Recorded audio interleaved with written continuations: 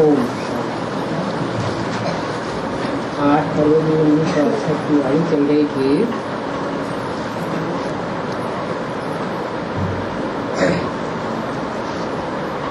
आठ 268 दूसरे पेज के आदि में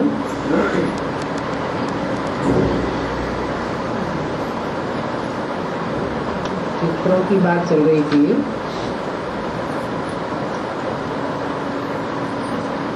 त्रिमूर्ति शिव भगवान से संगम पर गीता सुनने से सद्गति होती है।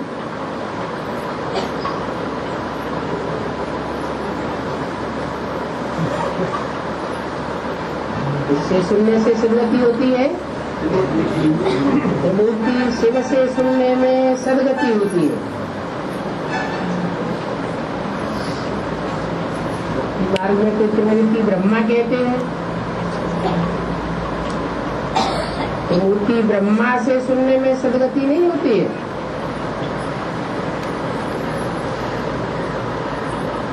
ब्रह्मा के तो 4 मुख दिखाए जाते हैं। वास्तव में ब्रह्मा की त्रिमूर्ति होती नहीं, शिव की त्रिमूर्ति होती है। और त्रिमूर्ति शिव को ही भगवान कहा जाता है। त्रिमूर्ति शिव भगवान से संगम पर गीता सुनने से सद्गति होती है। कृष्ण ने तो गीता सुनाई ही नहीं है। कृष्ण कहो, ब्रह्मा कहो, गीता सुनाने वाला वो नहीं है। ऐसे ऐसे पॉइंट पर जब कोई विचार सागर मंथन करे तब ही लिख सके। किसके मुख से डायरेक्ट सुनने से सद्गति होती है और किनके मुख से सुनने से दुर्गति होती है। एक के मुख से सुनने से सद्गति और अनेक मनुष्य गुरुओं के सुनने से दुर्गति होती है। वास्तव में मनुष्य की सद्गति कदाचित नहीं कर सकते।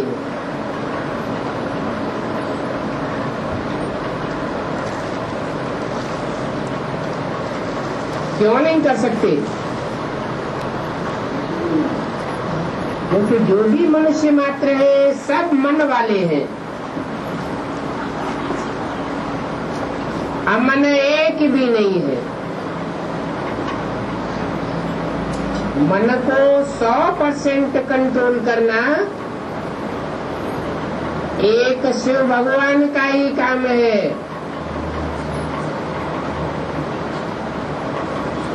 सिर्फ एक ही त्रिमूर्ति परमपिता परमात्मा शिव है।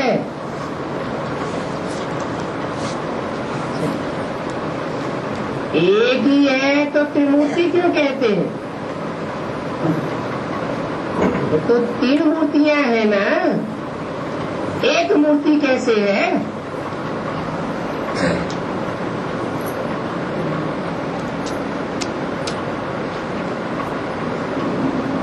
एक ही है जो कि टीचर भी है, गुरु भी है और बाप भी है। एक ही रूप में है, 3 रूपों में नहीं है क्या?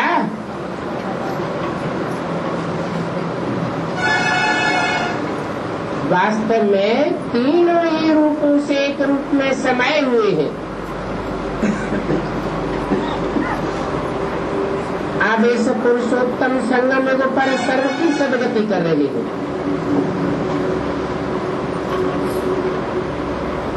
कार्ड में थोड़ी सी फिर लिखत होनी चाहिए बस।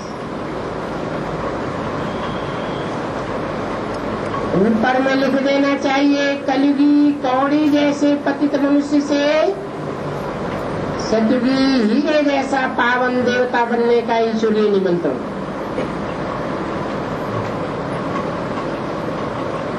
ऐसे ऐसे लिखने से मनुष्य खुशी से आगे आवेंगे समझने के लिए।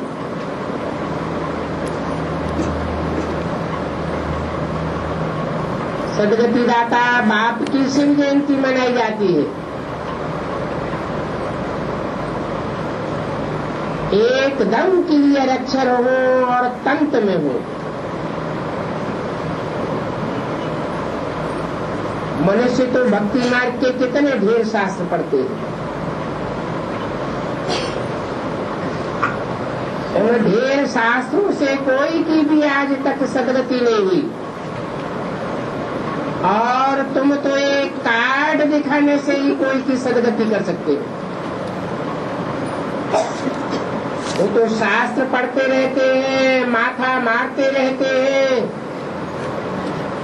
और यहाँ तुमको सेकंड में बेहद के बाप से जीवन मुक्ति मिल जाती है। जो बाप का बन और उनसे नॉलेज लेते हैं, किससे नॉलेज लेते हैं? बाप से नॉलेज लेते हैं, सीधे सीधे नहीं, बाप का बन करके फिर बाप से नॉलेज लेते हैं, उनको जीवन मुक्ति जरूर मिलेगी।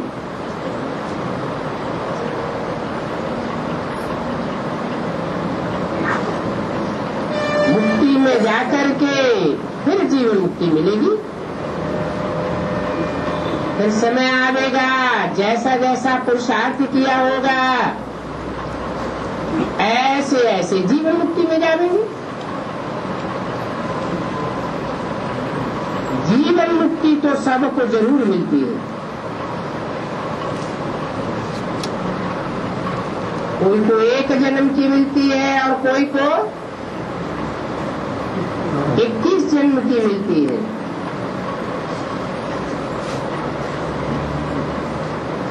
कोई को 20 जन्म की, कोई को 19 जन्म की, कोई को 2 जन्म की।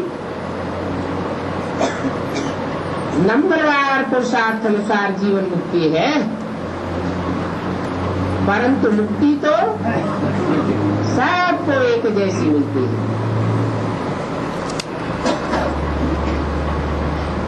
शुरू में आए व पिछाड़ी में आवे तो भी सभी को जीवन मुक्ति जरूर मिलती है। सतयुग आदि में आवे, कलयुग अंत में आवे, फिर भी मुक्ति सबको जरूर मिलती है। लेकिन जीवन मुक्ति में पद में फर्क पड़ जाता है। पहले जीवन मुक्ति, फिर जीवन बंधन। जो भी आत्मा बाप के घर से आवेगी, बंध में आवेगी या जीवन मुक्ति में आवेगी,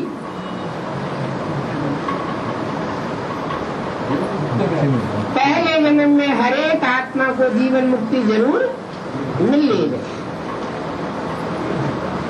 बाद में भले बंधायमान हो जाए तो ऐसी ऐसी बातें अगर धारण कर ले तो भी बहुत सर्विस हो सकती है। कोई कोई को निमंत्रण बहुत अच्छा मिलता है।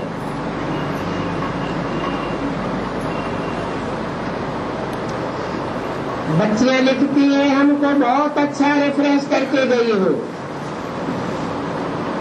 अभी फिर आकर के रिफ्रेश करो। बुलावा होता है, फिर भी अगर न जाए तो उनको कहा जाता है महान कमबख्त।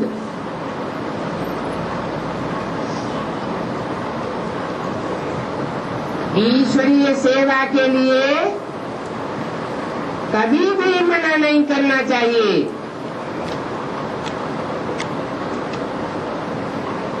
सर्विस तो करनी चाहिए ना। सर्विस नहीं करते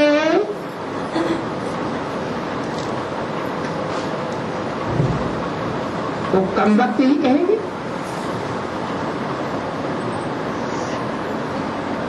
ऊंच दर्जा पाना है तो कुछ समझ धारण करनी चाहिए। एकदम बेसमझ नहीं बनना है। जो एकदम बेसमझ ठर्र बुद्धि होते हैं वो ईश्वरीय सेवा के लिए मना करते हैं।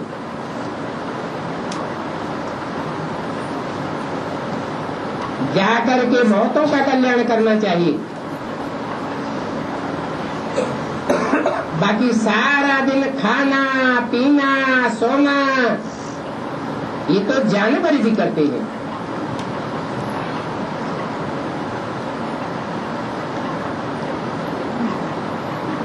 मनुष्य जन्म लेने से क्या फायदा हुआ? और जन्म तो मनुष्य के ही मिलते हैं, जानवरों के जन्म तो मनुष्य को मिलते नहीं है। फिर भी कहा जाता है जानवर बुद्धि, पत्थर बुद्धि। इस समय बाप आकर के जानवर से देवता बनाते हैं।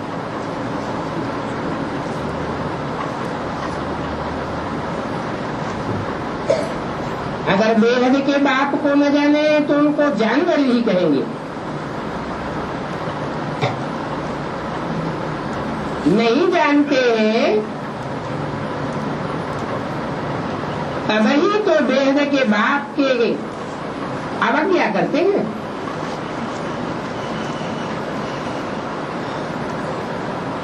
ईश्वरीय सेवा के लिए कब इनकार नहीं करना चाहिए।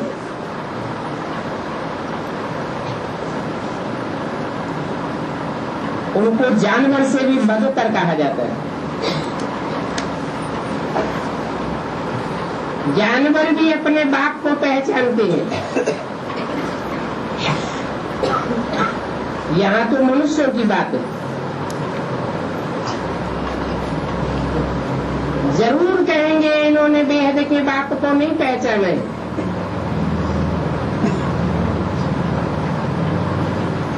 अगर बाप को जानते हैं तो दूसरों को भी जरूर परिचय दें। क्यों?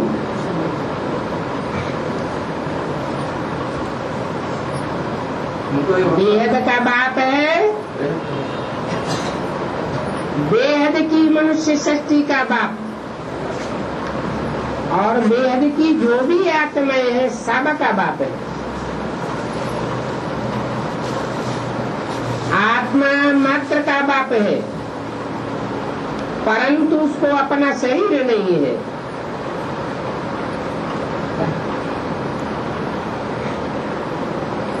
तो सेवा करने के लिए शरीर का आधार लेना पड़ता है। साकार शरीर का आधार चाहिए, नहीं तो बिंदी कैसे मनुष्य शक्ति की सेवा करेगी। तो सोचना चाहिए हमारा भी कना दाना इस साकार शरीर से ईश्वरीय सेवा में लग जावे।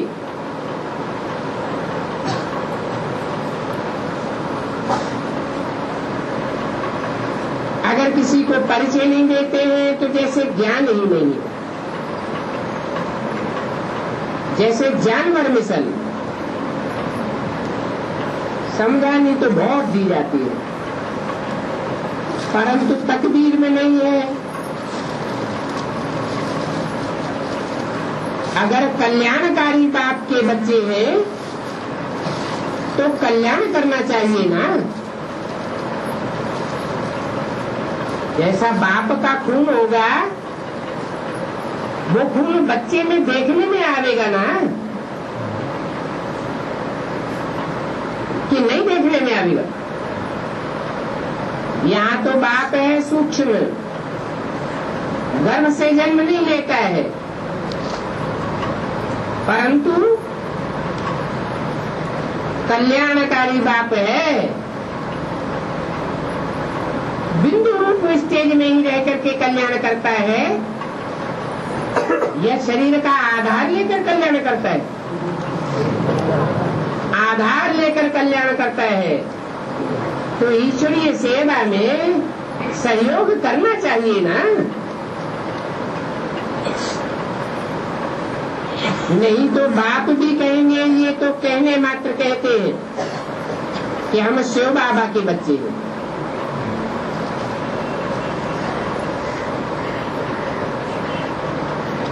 शिव के बच्चे तो सब हैं। बिंदु बिंदु आत्माओं के बच्चे कीड़े मकोड़े पशु पक्षी सब हैं। कीटाणु मात्र में भी आत्मा होती है, परंतु वो सर्विस करते हैं क्या? ईश्वरीय सेवा कर सकते हैं क्या? मनुष्य ही ईश्वरीय सेवा कर सकता है, मनुष्य ही औरों का कल्याण कर सकता है। मनुष्य होकर भी ईश्वरीय सेवा के लिए ना कर दे, उनको शिव बाबा का बच्चा कहेंगे क्या? कल्याण तो करते ही नहीं। शिव माना क्या? कल्याणकारी। तो कीड़े मकोड़ों को शिव के बच्चे कहेंगे क्या? आत्मा तो वो भी है, परंतु क्या करते हैं? कीड़े मकोड़े पशु पक्षी क्या करते हैं?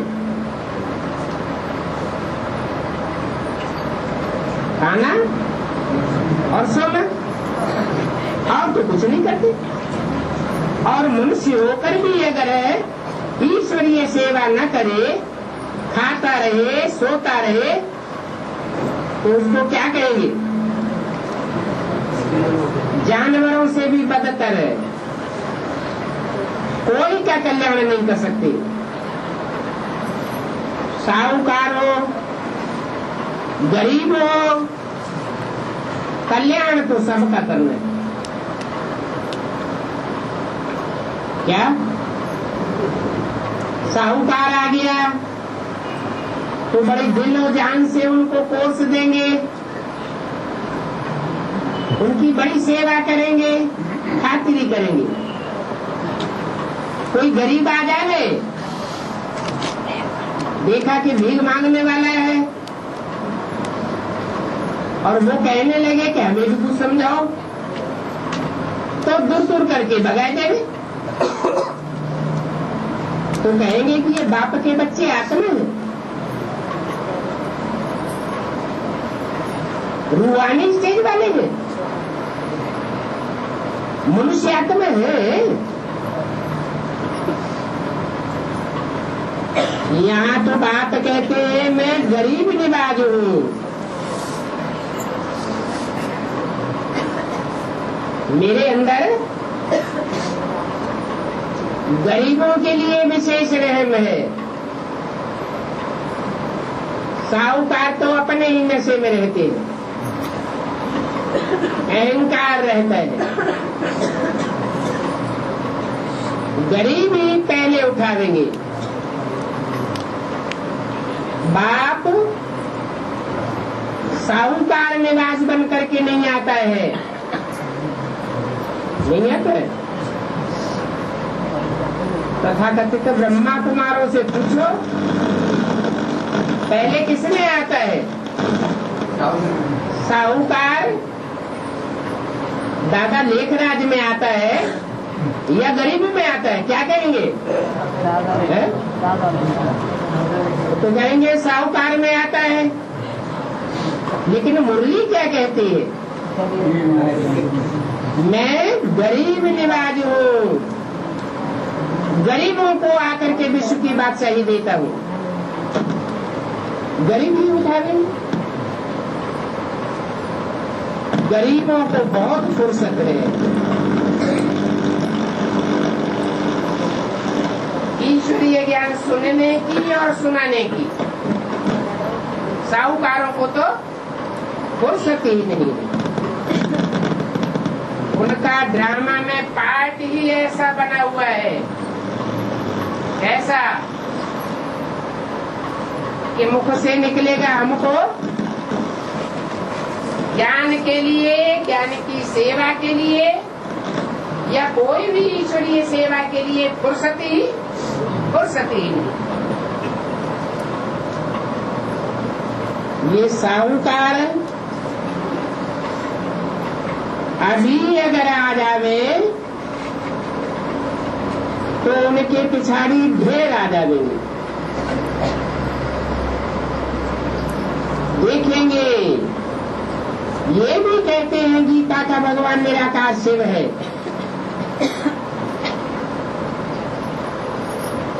साकार कृष्ण गीता का भगवान नहीं है, तो कुछ विचार करेंगे।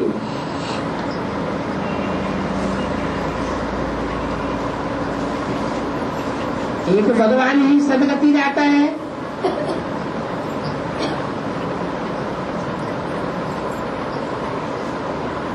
समझ जाएंगे, फिर आकर के पूछ लटकावेंगे।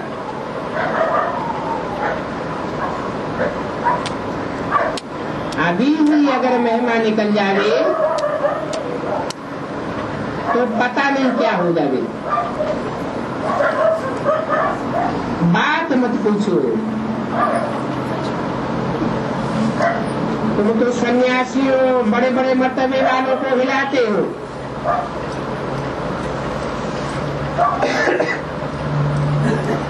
क्योंकि तुम्हारा है ईश्वरीय मर्तबा।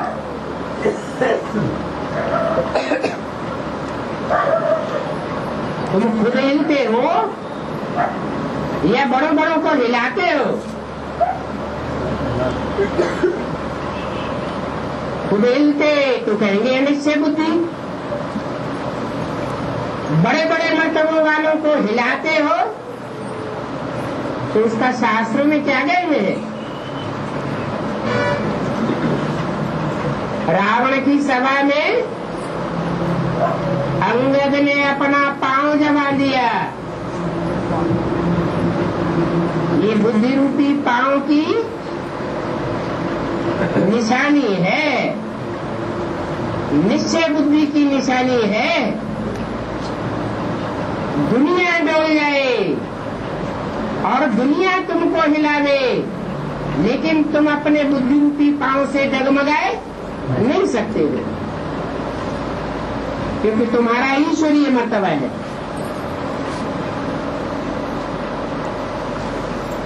उनके आसुरी मर्तबे हैं, उनका क्या मर्तबा है? आज मर्तबे वाले हैं, कल हाथ फेल हो जाएगा, कुछ भी मर्तबा नहीं। जो अच्छी रीति समझते हैं वो अपना भी तो दूसरों का भी कल्याण करते हैं। जो अपना ही कल्याण नहीं करते तो दूसरों का कदाचित कल्याण नहीं कर सकते। बाप तो अच्छी रीति समझाते हैं, परंतु अच्छी रीति समझाने के बावजूद भी कोई को ये ज्ञान रतन मिर्ची जैसे लगते हैं।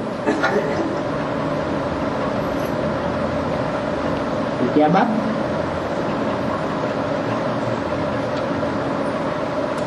है वही बाण, रावण को घाव कर देते हैं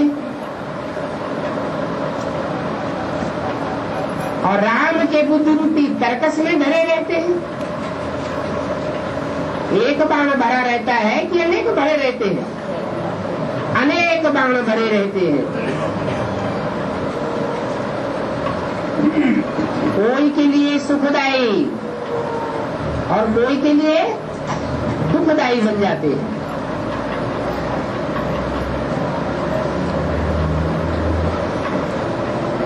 बाप तो कल्याणकारी है और सर्व का कल्याणकारी है, माना सर्व का कल्याणकारी है। कीड़े मकोड़ों पशु पक्षियों का भी कल्याणकारी है क्या? जब मनुष्य आत्मा सुधरती है तो मनुष्य आत्मा के बुद्धियोग से सारा वातावरण सुधर जाता है और वातावरण के सुधरने से सारे ही पशु पक्षी प्राणी आदि सुधर जाते हैं। तो सर्व का सदगति दाता है। तुम भी उस एक बात के मददगार हो। अभी तुम समझते हो, वो है भक्ति मार्ग की दशा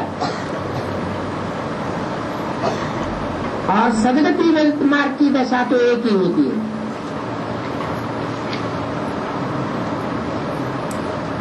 वो महारथी कहेंगे जिनकी सदगति मार्ग की दशा है। अपने दिल से पूछना चाहिए, हम महारथी हैं, फलाने मिशन सर्विस करते हैं। जो प्यादे होंगे वो कब किसी को ज्ञान सुना ही नहीं सकेंगे।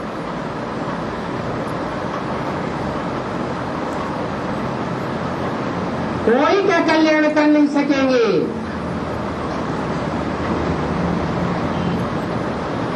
तो फिर कल्याणकारी बाप का बच्चा क्यों कहलाना चाहिए? बाप तो पुरुषार्थ करावेंगे ना, पुरुषार्थ करावेंगे या स्वार्थी बनावेंगे? पुरुषार्थ करते हैं तो बाप के बच्चे। पुरुषार्थी माना ही आत्मा के अर्थ करने वाला।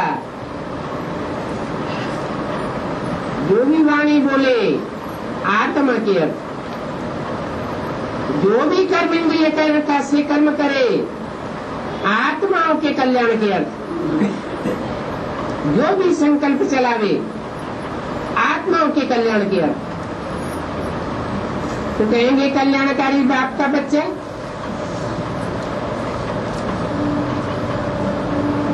बाप अपने बच्चों को ठंडा थोड़े ही छोड़ेंगे। अगर उनको ठंडा छोड़ दें तो और भी डिस्टर्ब करेंगे।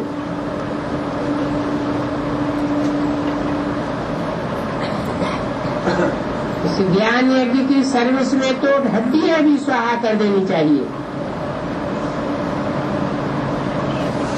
बाकी सिर्फ खाना पीना सोना, ये क्या सेवा हुई? समझना चाहिए, हम जाए प्रजा में जावेंगे।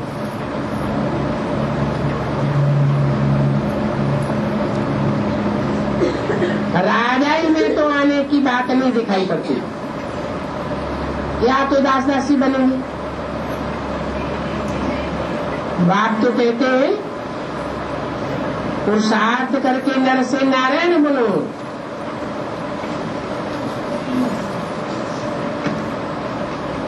सपूत बच्चों को देख करके बाप भी खुश होंगे। 8 फरवरी 1968 की वाणी का तीसरा पेज। बाप खुश होंगे, देखेंगे ये तो बड़ा सपूत बच्चा है।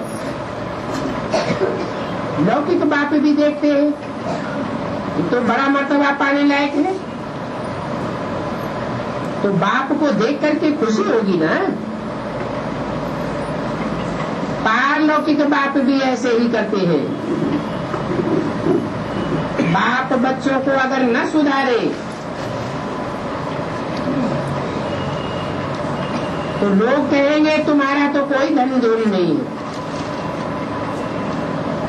वेद का बाप कहते हैं हम तुमको विश्व का मालिक बनाने आया हूँ,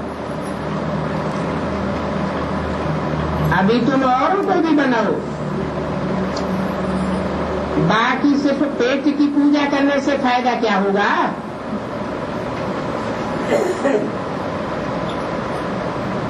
सिर्फ ये बताओ,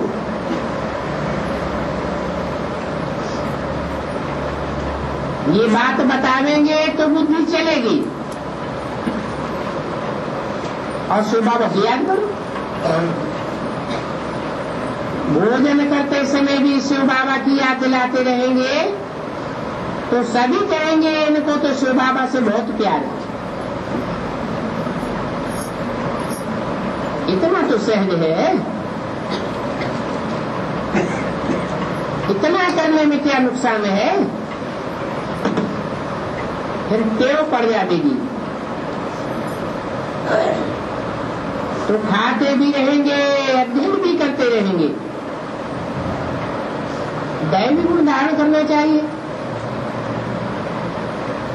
बाप का, टीचर का, गुरु का काम तो है शिक्षा देना, और तो कुछ भी नहीं करते हैं। ज्ञान भी है, मारो चाहे प्यार करो, और बाबा तो इस तन से ही कहेंगे ना।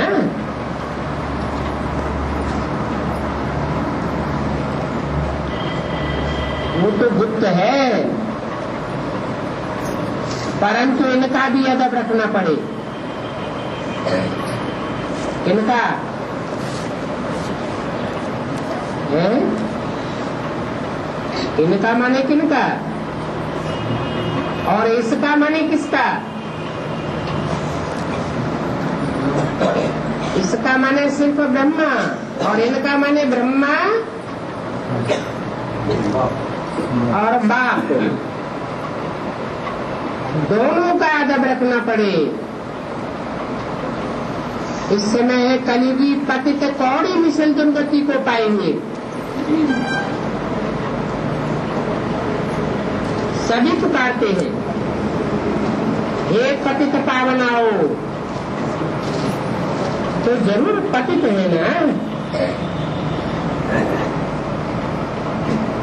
शंकराचार्य भी शिव की पूजा करते हैं, क्योंकि शिव ही पतित पावन है।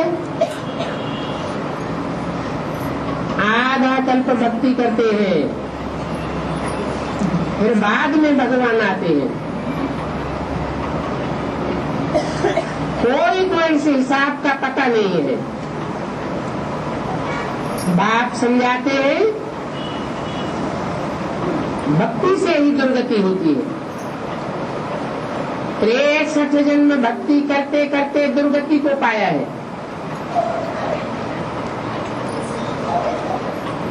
भक्ति एक से आती है या अनेकों से आती है? अनेकों से आती है भक्ति, और एक से आता है ज्ञान। तो अनेकों से हुई दुर्गति, और एक से होती है सदगति।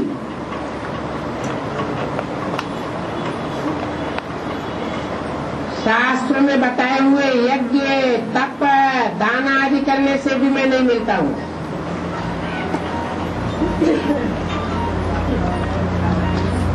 यज्ञ करते रहे, कौन सी यज्ञ किए? मैटेरियल यज्ञ किए या ज्ञान यज्ञ किया?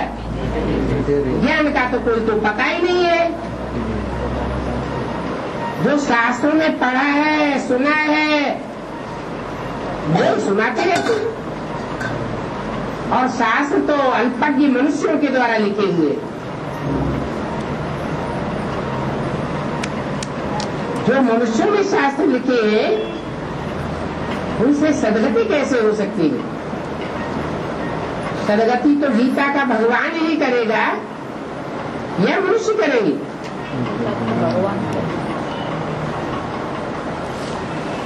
तो मैटेरियल यज्ञ करते रहते हैं, तप के नाम पर उल्टे लटक जाते हैं, एक टांग पर खड़े हो जाते हैं, समझते हैं हम तपस्या करते हैं। बाप कहते हैं ये तो हठ योग है। दान करते हैं,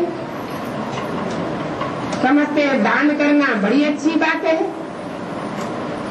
परंतु देते किसको है? पतितों को देते हैं। अगर पतितों को देते हैं तो पतित बनेंगे या पावन बनेंगे? पतित ही बनेंगे।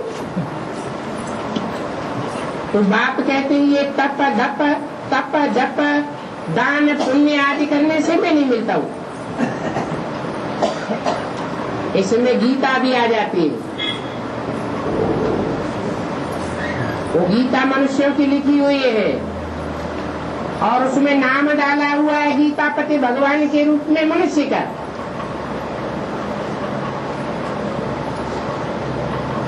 कृष्ण का नाम डाल दिया। उसमें तो 16 कला संपूर्ण देवता है, भगवान तो नहीं है। और कृष्ण को भी बनाने वाला कोई देवता है या भगवान है? भगवान कृष्ण को बनाता है। कृष्ण को सतयुग में जन्म देने वाला रचयिता बाप भगवान तो नहीं होगा, बल टाइटलधारी होगा। क्या भगवान भगवती का टाइटल मिलता है लक्ष्मी नारायण को, लेकिन भगवान नहीं है। भगवान तो आते हैं तो आप समान बना करके जाते हैं।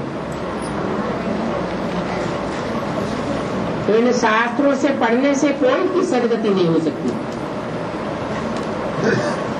सदगति तो सत्य बात से होगी या झूठी बातों से होगी। सत्य से ही सतयुग की स्थापना होती है, झूठे शास्त्र सुनने से झूठ खंड की स्थापना हो जाती है। सत्य एक ही सुनाता है और बाकी सब असत्य सुनाते हैं। गीता, वेद, उपनिषद ये सब भक्ति मार्ग के हैं। क्यों?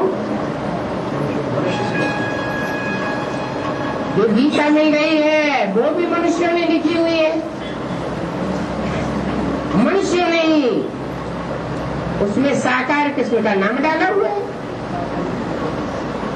जो वेद लिखे हुए हैं वो भी वेद व्यास के लिखे हुए हैं, सुनाए हुए हैं। भगवान ने तो नहीं सुनाए। उपनिषद आदि वो सब वेदों की व्याख्याएं हैं जो मनुष्यों के द्वारा की गई है। तो ये सब भक्ति मार्ग के शास्त्र है। बाप तो सदगति के लिए बच्चों को सहज राजयोग और ज्ञान सिखलाते हैं, जिस ज्ञान और योग से तुम राजाई प्राप्त करते हो। भगवान जो प्राप्ति कराते हैं वो प्राप्ति तो दुनिया में कोई नहीं करा सकता।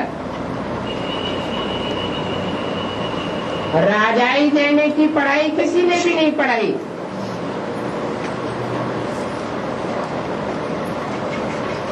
भगवान आते हैं तो राजाओं का राज्य स्थापन करते हैं।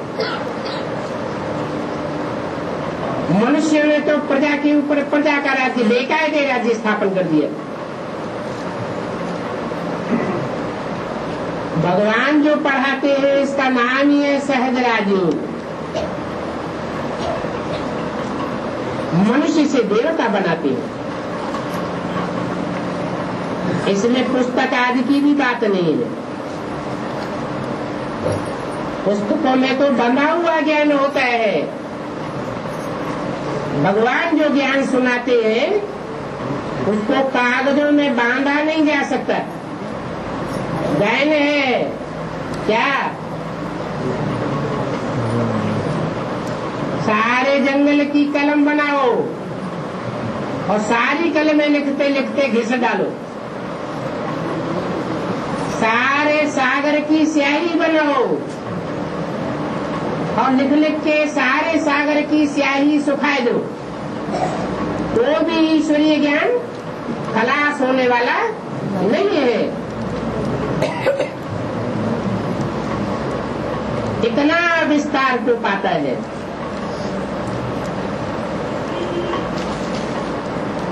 पुस्तकों में ये ज्ञान कैसे बांधा जा सकता? टीचर तो स्टडी कराते हैं पद प्राप्त कराने के लिए।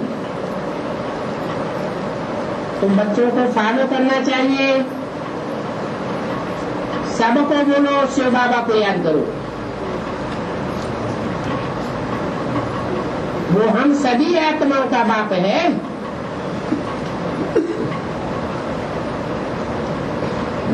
शिव बाबा को याद करने से ही विकर्म विनाश होंगे। क्या? और कोई भी महान से महान मनुष्य को याद करेंगे तो पाप कर्म विनाश नहीं होंगे। क्यों नहीं होंगे? क्योंकि जैसा संग करेंगे वैसा ही बनेंगे। इस दुनिया के जो भी मनुष्य मात्र हैं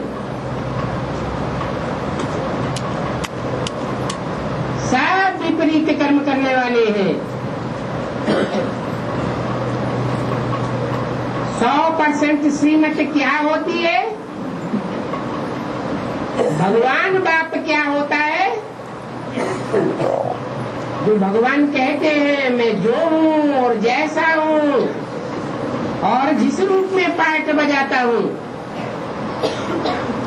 वो और कोई भी नहीं जानते। बाप खुद आकर के अपना परिचय देते। मनुष्य मात्र तो भगवान का परिचय दे भी नहीं सकता।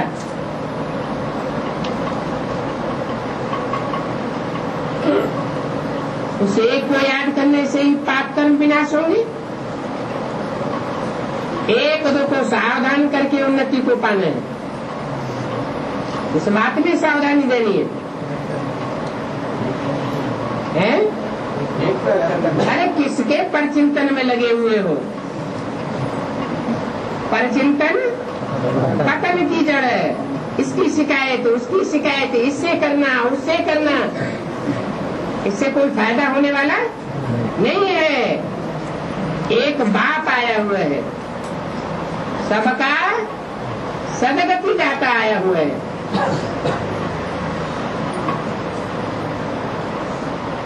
याद की यात्रा ही सारे विश्व को पवित्र बनाएगी। जितना याद करेंगे उतना अपना और दूसरों का कल्याण करेंगे। याद में रहे भोजन बनाओ तो उसमें भी ताकत आ जाएगी। इसलिए तुम्हारी ब्रह्मा भोजन की महिमा है। ऐसा भोजन शायद पिछाड़ी में मिलेगा है? अभी नहीं मिलेगा। अभी क्यों नहीं मिलेगा? पिछाड़ी में क्यों मिलेगा? है वास्तविक क्या है? हाँ, अभी भी घड़ी घड़ी निश्चय बुद्धि और घड़ी घड़ी अनिश्चय बुद्धि होने लग पड़ते हैं। अनिश्चय बुद्धि हुए तो किसके ऊपर अनिश्चय बुद्धि हो गई? बाप के ऊपर अनिश्चय बुद्धि हुए तो बाप के रथ के ऊपर भी अनिश्चय आ जाता है। फिर ब्रह्म भोजन कहाँ रहा? जैसे बाबा कहते हैं शिव बाबा को याद करके भोजन बनाओ। वो भक्त लोग भोजन बनाते हैं तो भी राम राम कहते रहते हैं। मुख से राम राम कहते रहते हैं, राम की महिमा करते हैं। परंतु राम ने आकर क्या किया, कब किया, सो कुछ भी नहीं जानते। राम नाम का दान देते हैं ना।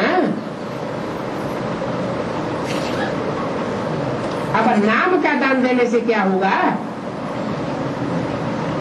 नाम कब बनता है? जब कोई ने काम किया हो तो उसका नाम होता है।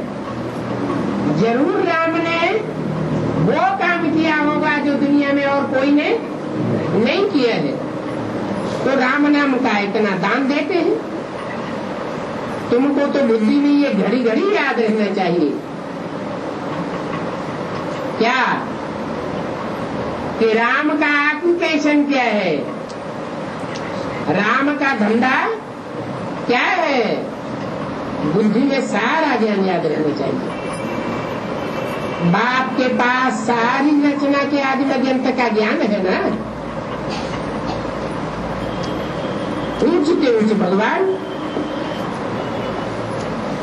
ऐसे ऊंचते ऊंच को याद करेंगे तो ऊंच पद पावेंगे।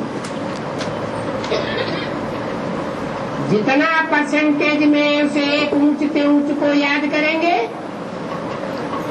उतना ऊंचते ऊंच पद पावेंगे। और बीच में नीचते नीचे भी याद आते रहे तो पद में घाटा पड़ेगा ना। कोई तो सारा दिन झरमुई झगमुई करते रहते हैं। जब एक ऊंचते ऊंच मिल गया, उसकी पहचान मिल गई, तो फिर दूसरे किसको याद क्यों करें? बाप कहते हैं मुझे याद करो, तो दूसरी सब बातें छोड़ देनी पड़े। ये है व्यभिचारी योग।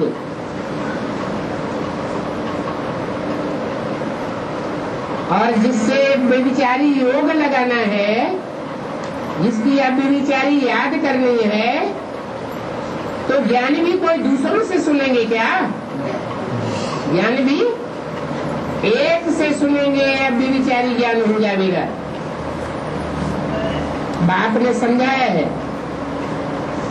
अगर याद नहीं आता है तो गांठ बांध लो। अपनी उन्नति करने के लिए, उच्च पद पाने के लिए पुरुषार्थ जरूर करना है। टीचर तो एक ही है, हमको टीचर बनाने वाला शिव बाबा है।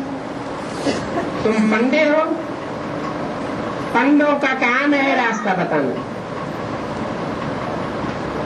नहीं तो तुम पंडे नहीं हो, लुंडे हो। लुंडे क्या होता है? लूटमार करने वाले होते हैं ना, डकैत। उनको ब्राह्मण भी नहीं कहेंगे। जो लूटमार करते हैं वो शूद्र हैं। उनका काम है नीचते नीच। इतना सारा ज्ञान पहले थोड़ा ही तुम्हारे पास में था। ऐसे बहुत कहते हैं आगे तो जैसे पाई पैसे की पढ़ाई की, तो जरूर होगा। ड्रामानुसार कल्प पहले मिसल पढ़ते रहते, फिर कल्प बाद भी ऐसे ही पढ़ेंगे।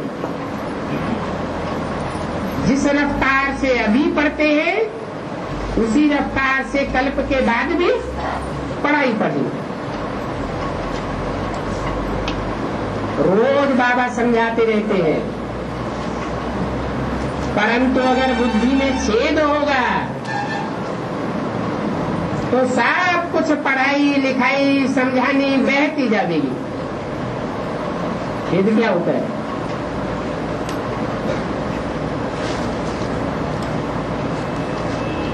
छेद होगा तो जरा भी कोई को ज्ञान दे न सकेंगे, सारा बह जाएगा। कहीं से निमंत्रण आता है तो फौरन ईश्वरीय सेवा में दौड़ना चाहिए।